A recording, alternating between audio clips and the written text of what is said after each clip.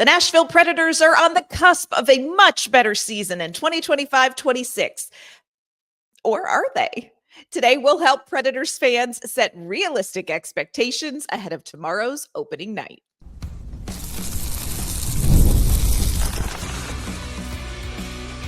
You're Locked On Predators, your daily podcast on the Nashville Predators, part of the Locked On Podcast Network, your team every day. Happy Hockey Eve, everybody. Welcome to the Locked On Predators podcast. Thanks so much for making us your first listen of the day. We are, of course, your free daily Nashville Predators podcast. We are a part of the Locked On Podcast Network, your team every day. Want to kick off this Wednesday shouting out our Locked On Predators insiders community and, of course, our everydayers who tune in to talk Nashville Predators hockey with us. I'm Ann Kimmel. I am a writer and co-host with Penalty Box Radio. And friends, I have a Thelma to my Hockey Louise. You do. I'm Emma Lingan, and I'm an NHL reporter and host for the Hockey News. Emma, I can't believe I'm saying this. It's almost here. We are just one day away from a brand new world, fresh with promise in it. Predators, of course. Hopefully, look, we're going to speak life as long as we can over this team. Yes. We are one day away from the opening game for the Nashville Predators in this season. On today's show, we are going to do our part. We want to help prep your gastrointestinal system and your heart for what we hope is not another season of sure. On today's show, we're going to discuss national expectations for the Predators and how accurate we think that they are. We're also going to talk about the positives for this team that should give you maybe a little bit of hope, but we also don't want you to binge on the hope, friends. We are going to share with you some reasons you may need to gird your hockey loins if Nashville cannot get a couple of things in order. Before we do dive into all of that, we want to let you know today's episode is brought to you by our friends at FanDuel. Download the FanDuel app now by visiting FanDuel.com and win $300 in bonus bets if your first $5 bet wins. All right, Emma, I talked about it earlier in the opening. It's almost here. Like it's fresh. I feel like we're just getting ready to open the door in a wooded field where the snow is fresh and glistening under the moonlight. Like, this is what hope tastes like. And friends, it's very unfamiliar. Very unfamiliar. But you know what I will say is that it's good that we actually feel hope after last year, because last year took so much out of all of us I think it would be understandable if we felt zero hope. Now, I don't think we have as much hope as we did maybe at the start of last year. Oh, we were so cute then. Weren't we so cute and optimistic? So young and naive, yes. But I think now we're grizzled. We've seen some things, and we have an appropriate amount of hope. So yeah. I'm feeling good about this. Yeah. And I think it's our duty to share this realistic amount of hope with our listeners. So that's what this whole show is about, is we want you to feel prepared. We don't want you to get hit by the truck we got hit by last season, y'all. We can't do that again. So we're going to talk about expectations, and it's not just Emma and my expectations. Of course, we took a look around at some of the national expectations, and you do recall last season, the national expectations were off the chain for the Nashville Predators. Wasn't just me and Emma walking around with hope in our hearts. No, this season, much more tempered, much more measured when it comes to the Nashville Predators. Looking at the Athletics ranking, Dom from the Athletic ranked all 32 teams, where he sees these teams finishing. He has Nashville finishing 27th in the league, saying their record around 36, 37, and 9 with 80.4 points. He gives Nashville an 18.9% chance of making the playoffs and listen to this one, 0.6% chance to make the Stanley Cup Finals. So you're saying there's a chance, Dom. Hey, clean slate at the beginning of the year here. But yeah, I mean, is better than 29th. It's better than where they were last year. I mean, you're not wrong. So, Yeah. Numerically, yeah. maybe I'm foolish for thinking this, but I think they're going to be a little better than that. Yeah. Whether they're going to be a playoff team, I don't know. It has less to do with them, more to do with the division that they're in. But I still, I don't think they're going to finish quite that low. Mm-hmm. But I could also be wrong, and last year has taught me that, We learned some things. yeah, hopefully we did. I know. I do feel like maybe we're too positive already on this episode. But I would agree with you. And I think you have to be careful when you look at these kind of rankings. Now, I give a ton of credit to Dom at The Athletic because he really does a lot of digging into numbers, and it's not just like vibes. Dom's not ranking us on vibes here. It's based on a lot of what they saw last season, what happened in the off season. And so you go through with each of these 32 teams and you calculate that. But I really think what you end up doing with these preseason rankings is you are ranking on potential. Like, here is what their potential is. But what you can't gauge is things like a player kind of having their breakout season. You can't bank on another team's players struggling. You can't you can't account for injuries. You can't account for a player being called up and performing well. So as much as I think it's good to get a general ballpark idea of where people see the Nashville Predators, this is not speaking anything over the Predators. But I do think that there are, like you said, the Central Division is a fact. Like, there are just some facts about the Central Division that make the playoff conversation different from are the Predators going to be better conversation. Those are two different conversations that you have to have based on two different series of facts. Dom does have the Predators ahead of Chicago, San Jose, the Seattle Kraken, Pittsburgh, and Boston. Time out. How about Pittsburgh beating the Rangers last night? I'm sorry. Shutting them out. Yes. And we could talk about this later in the show, but I just want to give a shout out to Archer Shilov's Latvian goaltender friends, who also stuck it to the man when he played for Vancouver in the postseason against the Predators. Archer Shilov's. I was going to say Predators fans may remember him not so fondly the third string goaltender for the Canucks, who came in and knocked them out of the playoffs, but now getting a chance with Pittsburgh, ironically, because of one Kevin Lankinen, who is in Vancouver. Miss him. Every time I see a Kevin Lankinen anything, I just have a moment. I know. Quality human friends.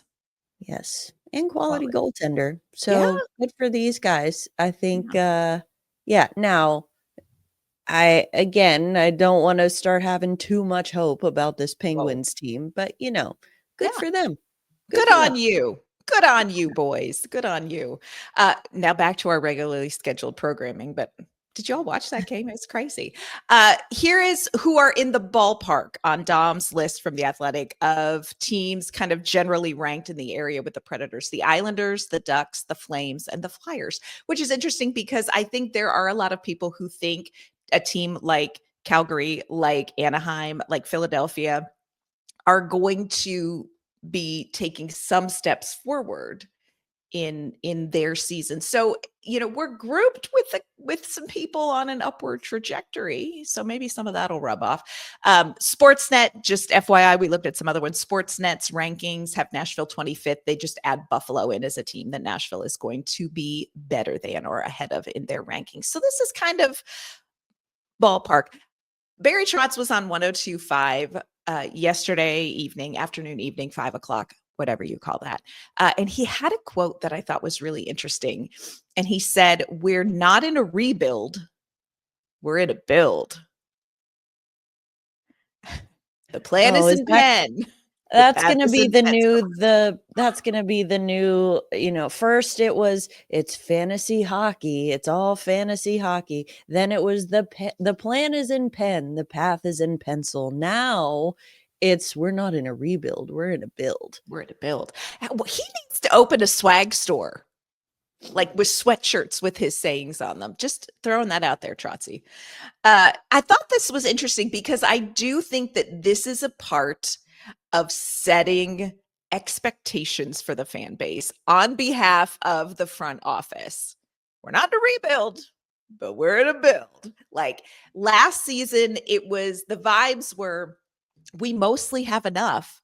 Now these two players are going to push us over the edge. And I think now the messaging is much more, we don't have enough, but we're going to use what we have to grow what we have in the youth. So it's a different message, I think, that's going to come from the front office. And it feels good that it feels maybe a little more accurate. It is a different message. You're right. And it does feel more accurate. My one concern, though, would be it's probably going to fall on deaf ears now for the reasons that I just mentioned. He's got all these sayings that he keeps coming out with. It's like, oh, first it was this and now it's this. And it's like this commitment to just, it really does feel like gaslighting. It really does a little bit, where it's like, oh no, I never said that. No, this is what we've been doing all along. This has always been the plan. It's in pen, whatever, I like that. This is the plan. And it's like, Barry, that's not what you said before. So while he is saying, I think a more tempered, more accurate, he's setting that more accurate expectation right now. Mm-hmm. I think he's done it a little bit too late for this fan base to be on board with it, because right now the fan base is still very disappointed in how last year went. Barry Trotz, I will say, did not do himself any favors by letting the Luke Evangelista thing go on as long as he did, only to sign him to an extremely standard contract for a player of that caliber, that age. So I agree that Barry Trotz is saying the right things. I think he's just saying them a little bit too late. And people, you talk about the swag store, fans are not going to buy what he's selling right now. And that's, you can't really change the past, but I think that's kind of where he is. Yeah. Coming up, we're going to talk a little bit more about what Barry Trotz had to say on the radio. We're also going to hear from our Locked On Predators insiders. We asked our insiders community, where are you setting your expectations? We're going to talk about that coming up.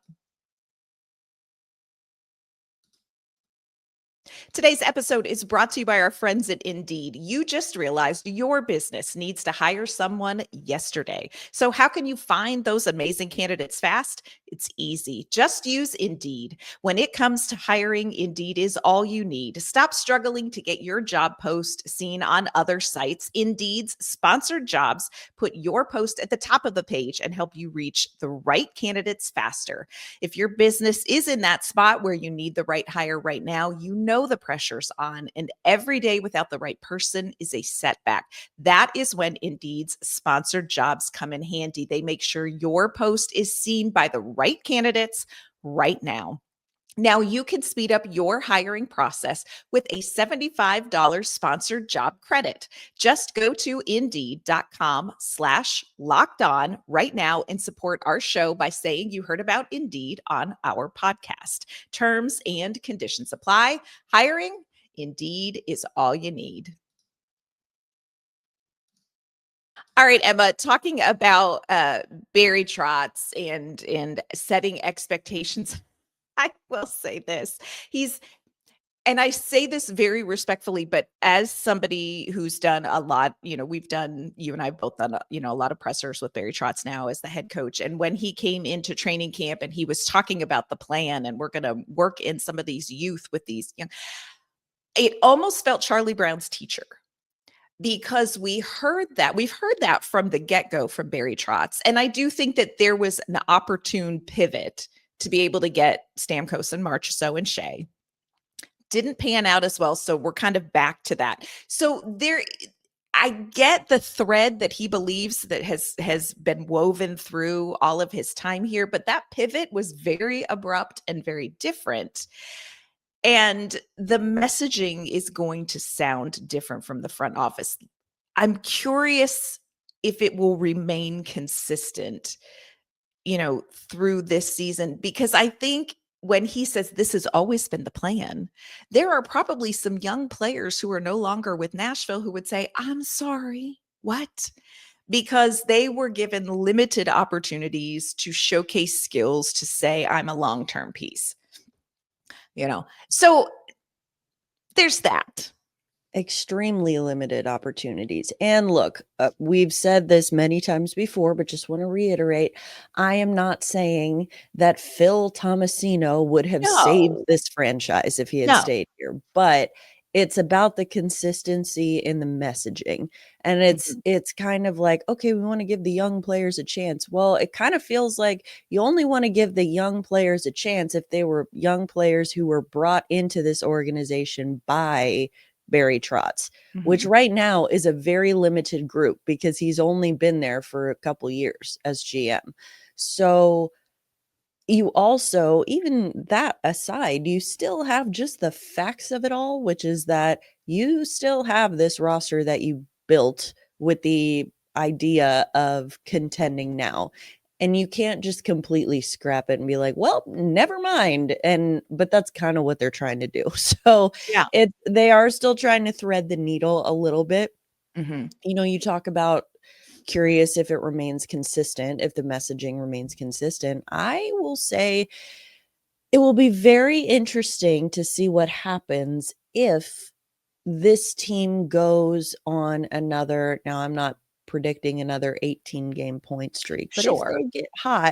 if they get hot again, we saw what happened the last time. Now, Barry Trotz will never admit it, because this was always the plan, but he will never admit that he let that 18-game point streak convince him that this team was a lot closer to contending than they actually were. And it's not just on him. We all thought so too. So it's not just like he's the only one who messed up here. But I think that you have to have a plan and you have to stick to the plan. If the plan is get the young kids in, do this build for the future, then stick to it. Even if the team gets hot in the middle of the year or toward the end of the year, even if you make the playoffs, whatever it is, you can't let that change your plans. You can't go out and sign another like monster free agent class. Like you can't do that. Now, I'm not saying he'll do that again, but I think that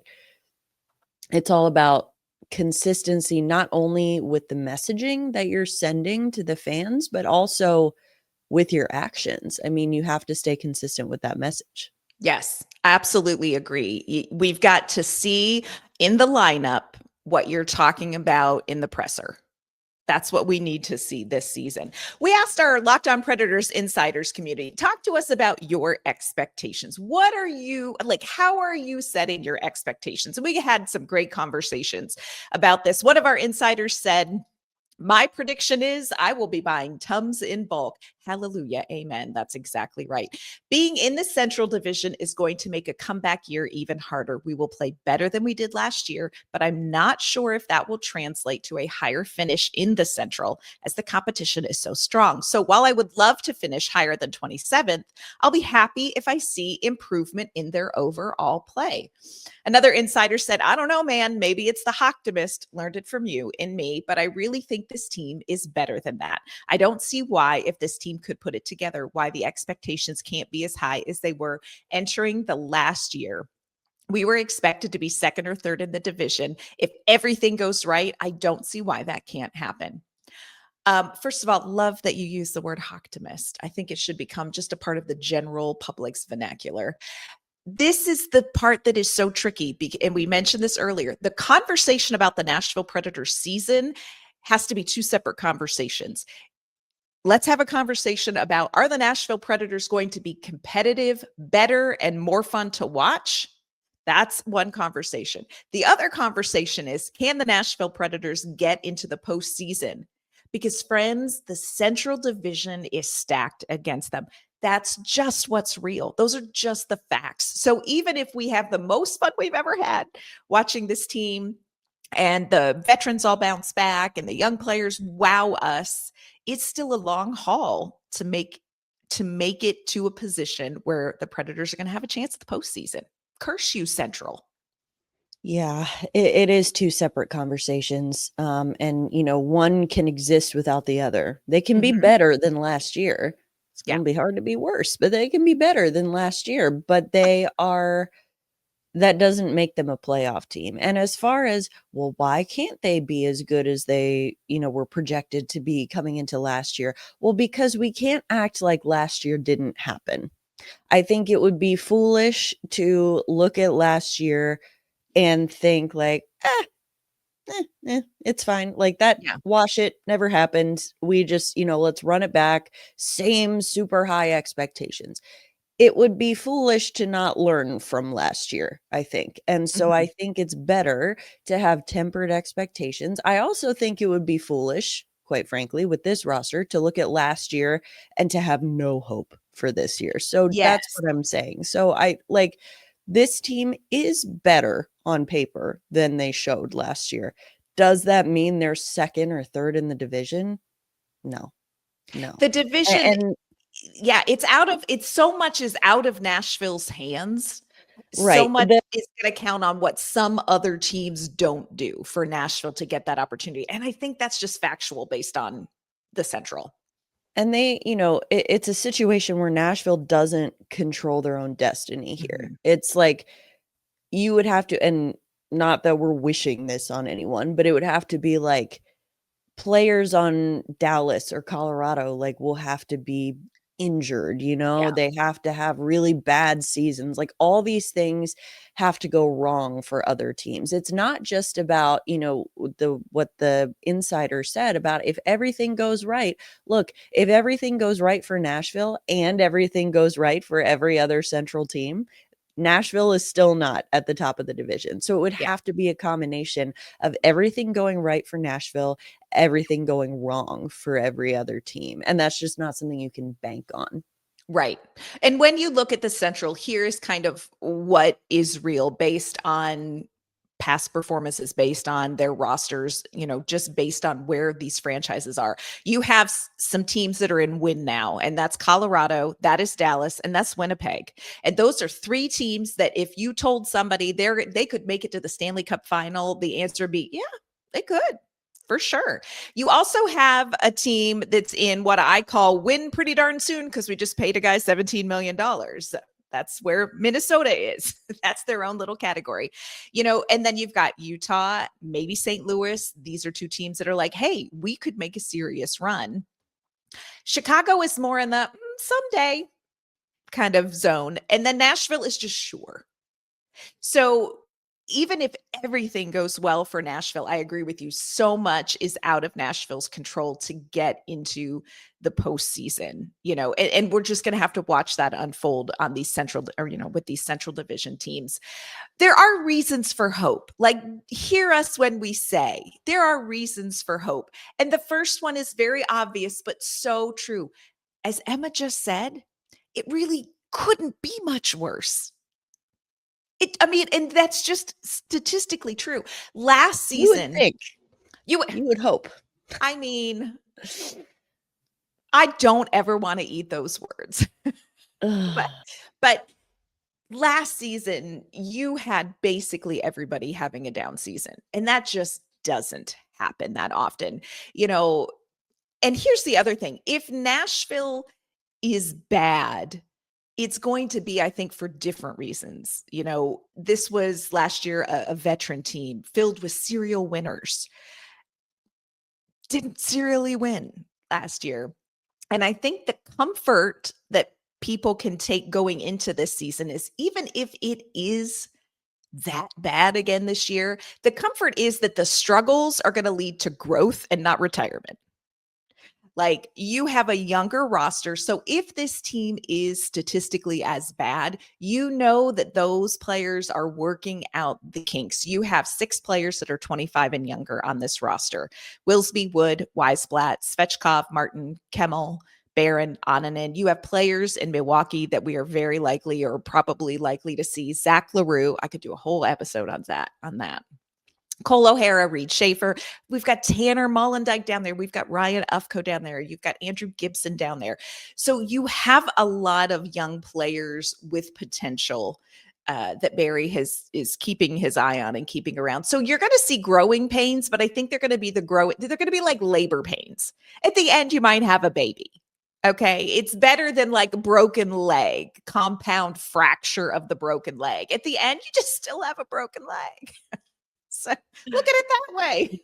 Well, hopefully it's, it's labor pains and you end up with the baby, and not like Braxton Hicks where you're like, oh, I just hurt for no reason. Cool. Yeah, the worst. We're hoping there's a baby on the other side. We would like, we're going with that analogy. Yeah, we would like a little something. Another reason I think for hope is the young people. And that's just straight energy and vibes, friends. Now, here's what I want you to know. Brady Martin is not going to make the opening night roster because he's cheerful in the locker room. Brady Martin is going to make the opening night roster because he has consistently put forth a body of work in training camp that gives him the chance to see what he can do.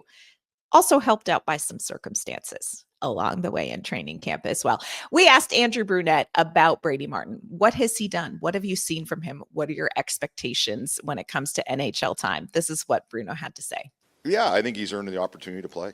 I mean, he's had a great camp. I mean, we weren't sure, obviously, a young player that we're really excited for, and he came in, and it was hard not to have him on that line and not to have him here today. So we'll reevaluate with him every day, but we're super excited, I think, organizationally and all the coaching staff to have him. Well, I mean, he scored a couple goals. He made some plays. What I really appreciated, I think the big test for him was the Carolina game where he's against a real team and one of the best teams in the league, and I thought, even the competitive nature he had digging in faceoffs late in the game, wanting to take them, which is pretty cool for a young kid. And, he's going against Aho and these guys, and he snapped them back late in games. So he's a very competitive kid. I think he's shown, obviously, he can think with our top players. And that's a big part of the game of hockey. How important, Emma, are the youth going to be to setting realistic expectations in the standings, but also to making this season a different season than what we watched last year?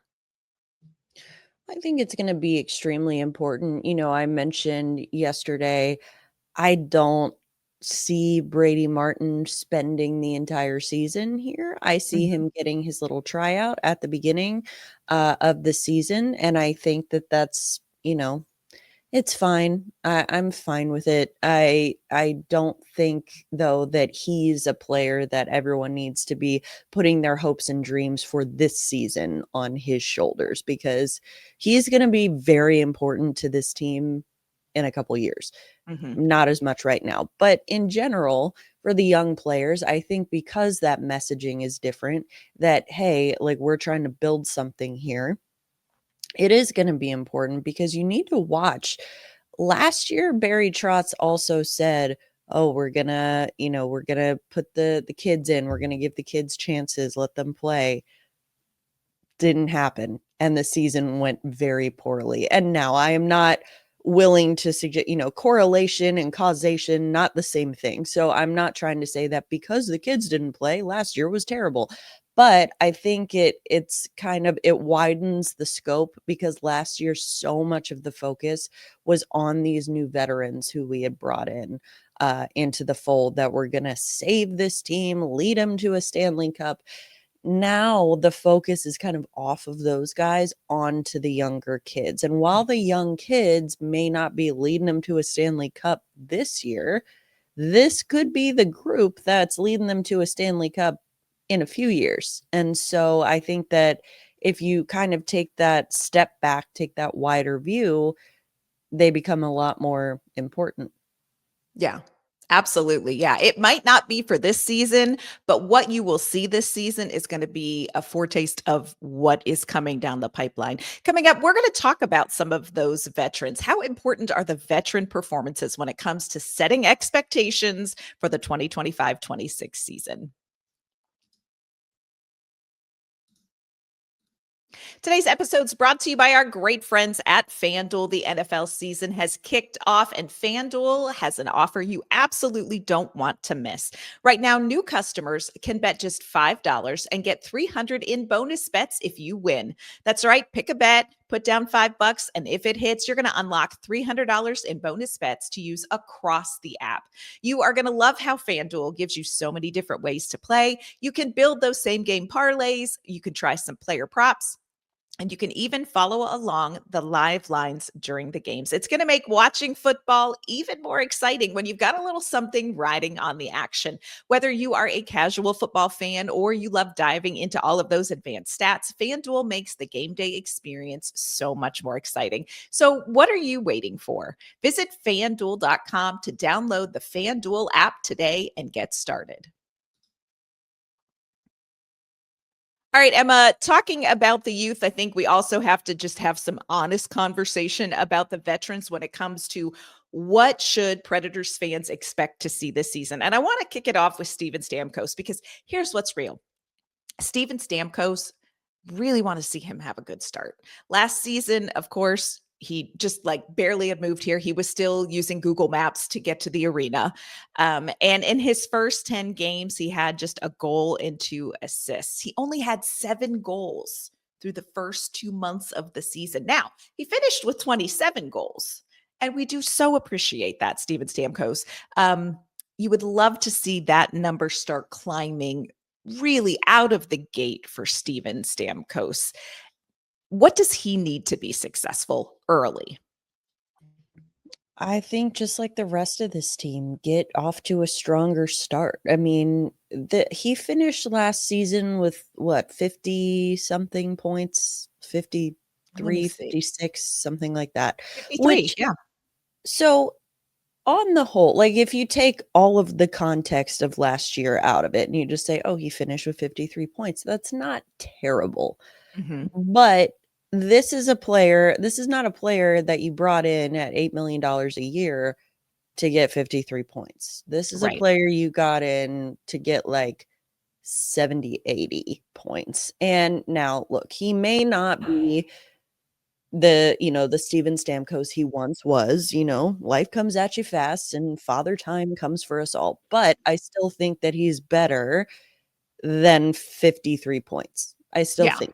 And so I think that getting him, and again, I feel like the same is going to be said for all of these veterans, getting them consistent line mates, getting them consistent opportunities, like setting expectations for them and what their roles are on Mhm. the team, getting out ahead of that early is going to be incredibly important. And I do think it'll help that he's more comfortable here now. He's not coming in as the brand new guy. But there's obviously still some work to be done there. Yeah, I talked with Stamkos second week of camp about what felt different, and he said so much of it is he has much more mental energy to direct towards hockey. He's like, I know where my kids are going to be at school. We know where everything is around town. We feel very comfortable here. We have a community here.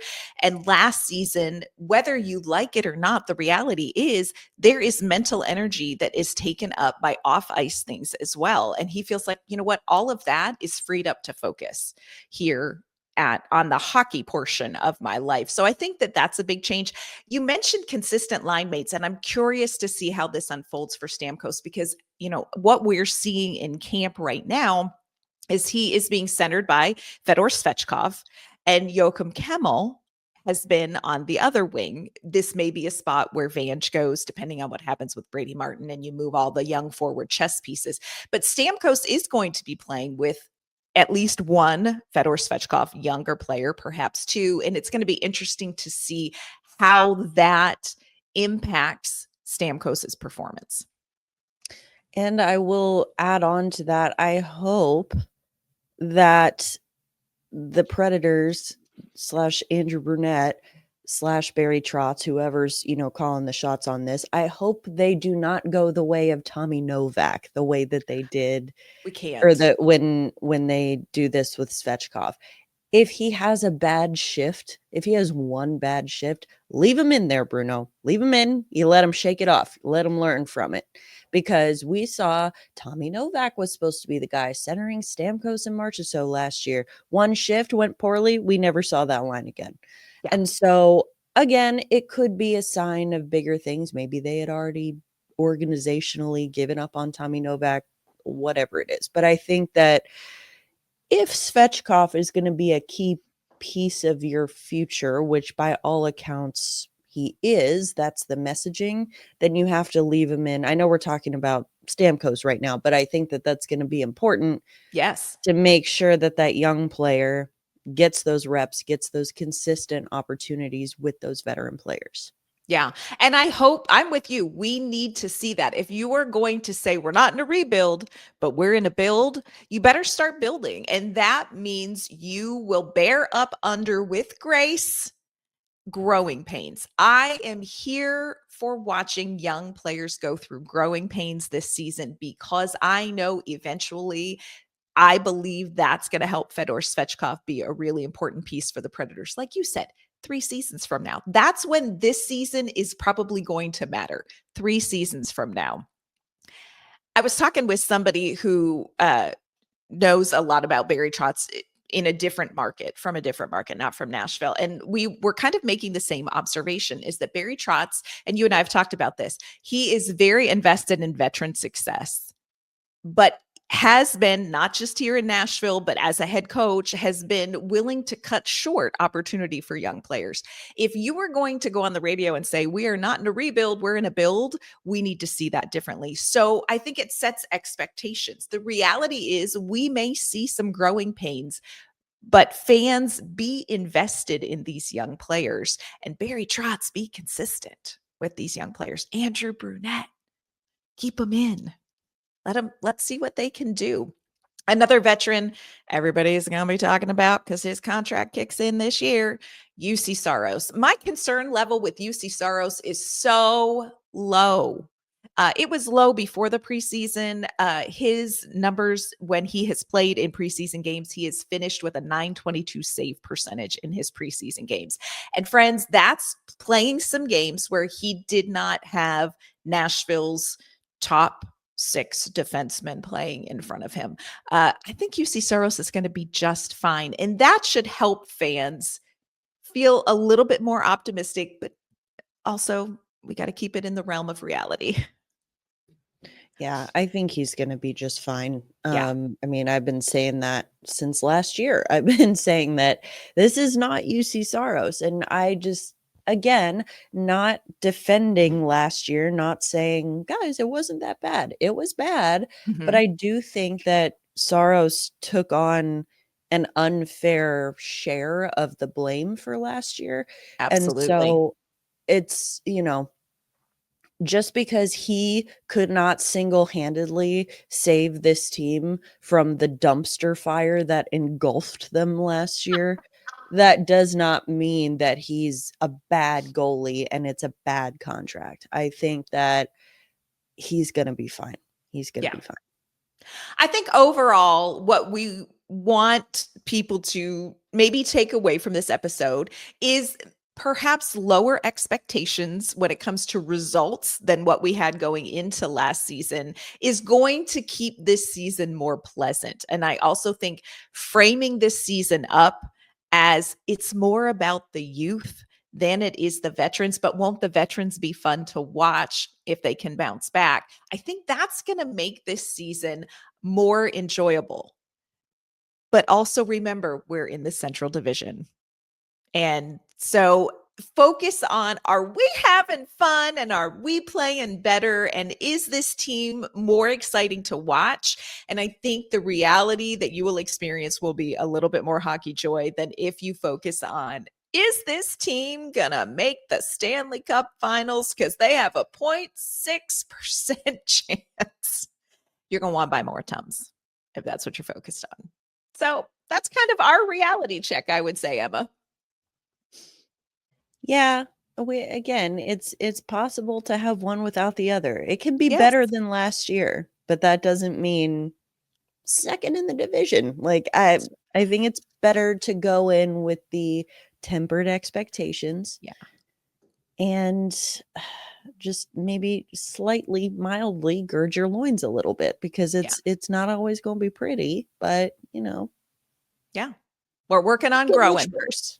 It can't This get team much is worse. working on growing. Emma and I are working on not aging like two-term presidents this season, friends. We learned some things too about how to navigate watching and reporting on 82 games of whatever that was. So we're ready for this season 2. And friends, it's almost here. Tomorrow, the Nashville Predators kick off the 2025-2026 season with a very different looking, interesting roster than maybe what we would have anticipated 4 months ago. On tomorrow's show, we're going to preview the game against the Columbus Blue Jackets and tell you what we expect to see from the Nashville Predators in game 1 of 82. It's going to be really fun to see the season kick off, which also feels great because it's definitely, we're closing the book from the last one. This is the official new book. Fresh snow, everybody. There are no dog tracks or yellow snow to behold as of the time of this recording. We love that for us. Emma, before we log off, let everyone know where they can find you and your work. You can find me on social media at Emma_Lingan, and you can find my work at the Hockey News. You can find me on social media at AnnK_Mama on Ice. You can find my work with Penalty Box Radio. You can hear me on Penalty Box Radio tonight at 8 p.m. on 102.5 The Game here in Nashville as well. Friends, that is going to do it for this Wednesday episode, this Hockey Eve episode of the Locked On Predators podcast. Thanks again so much for making us your first listen of the day. We will be back tomorrow to celebrate opening day. We'll see you then.